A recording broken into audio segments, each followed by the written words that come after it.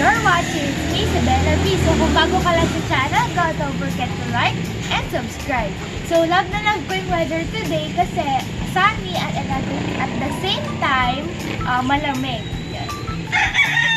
And love na love ko yung weather na ganito kasi mahilig ako sa malamig. But anyways, ang gagawin natin for today is DIY globbles. Tapos yung mga kakailanganin natin is liquid soap, water, tsaka ang pinakakailangan natin is mga balloons. Pwede yung maliliit na balloons or normal size balloon yan. Tapos, panyo or tuwalya, kahit anong meron sa inyo. Tapos, pwede din naman to, yung pang ng balloons. Tapos, ang unang gagawin natin is meron na akong dalawang balloon dito. Actually, ganito para sa kitty na dito. Or stress ball. Magbo-blow na lang tayo ng dalawa pang balloon. Ganitong size din guys, wag yung malaki. Open muna natin. So, since meron na akong green tsaka orange, siguro to, magbo-blow na lang ako ng purple tsaka color blue.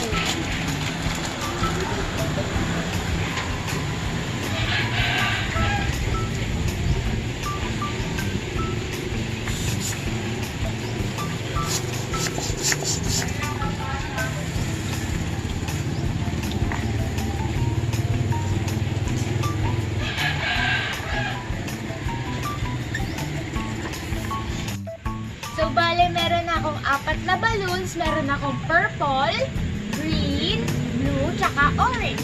So, ang next step naman is maglalagay tayo ng liquid soap sa water. Kailangan guys liquid soap.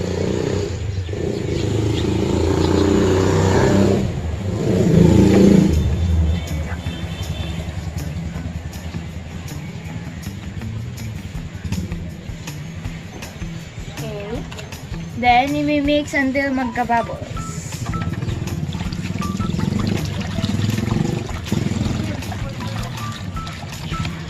Sorry guys, medyo maingay kasi nandito ako sa terrace.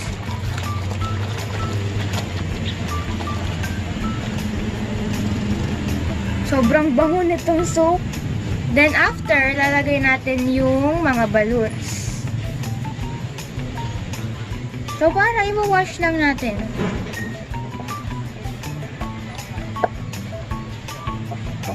May face. Yee!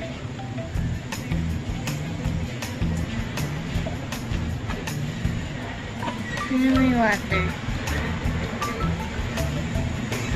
Sobrang bango and sobrang ganda ng mga balloons dahil pastel colors. Then, i-wait lang natin siya. Mga siguro 5 minutes lang. Yan. So, now, after 5 minutes, i-dry na natin.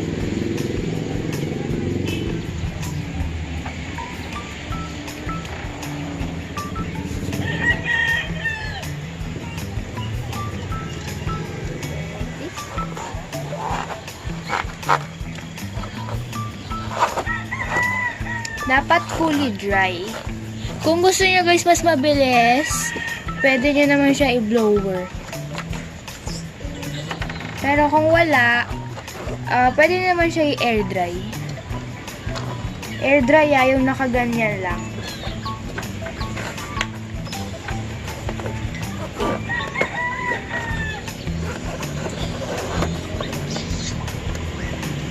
Yan. Hindi pa sila fully tuyo, pero nag-i-stick na sila. Ayun na. So, yun na guys. Medyo tuyo na sila kasi nag-ano na. Yan na, dumidikit na.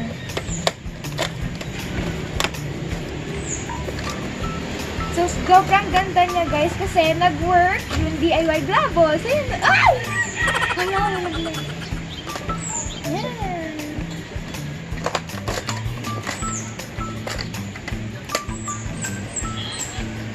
Tapos kung gusto nyo guys, i-capture to, itong mga end, kung mas gusto nyo mukhang globbles.